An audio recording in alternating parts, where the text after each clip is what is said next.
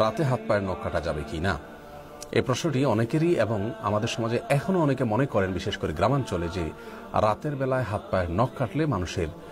অমঙ্গল হয়, অকল্যাণ হয়, সম্পদহানি হয়, বিশেষ কোনো ক্ষতি হয়, কিংবা এটি নিষিদ্ধ।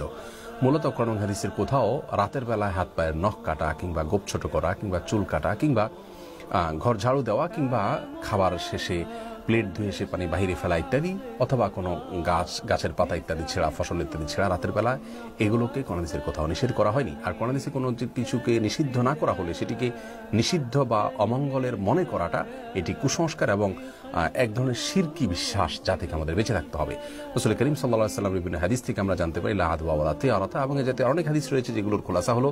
অমঙ্গল অপয়া বলতে কোনো কিছু শরীয়তে নেই, যে অমুক কাজে অমঙ্গল, অমুক কাজে অপয়া আছে। যদি শরীয়তে সেটাকে অমঙ্গলজনক বলে আখ্যায়িত না করে, মন গড়া বিশ্বাস থেকে সেটাকে অমঙ্গলজনক মনে করাটা এটি ভ্রান্ত বিশ্বাস, যা আমাদের ইমানের জন্য ক্ষতিকর। বিধায় এই বিশ্বাস থেকে আমাদের সরে আসতে হবে। অনেক হিন্দুরা মনে করেন, বিভিন্ন ব্লগে আমি দেখেছি যে তাদের ধারণা মতে লক্ষ্মী সন্ধ্যাবেলায় বাসা বাড়িতে বাড়িতে যান তাদের দেবতা, এবং ওই সময় কেউ হাতের নখ কাটলে বা কোনো কিছু পরিষ্কার করলে, ময়লা ইত্যাদি শরীরে এগুলো পরিচ্ছন্ন করতে গেলে, বিশেষ করে হাত পায়ের নখ ইত্যাদি কাটতে গেলে তিনি রুষ্ট হয়ে যান এবং তাতে সম্পদের ক্ষতি হয়। এটা হিন্দুদের শিরকপূর্ণ বিশ্বাস, যা একজন মুসলিম কোন অবস্থাতেই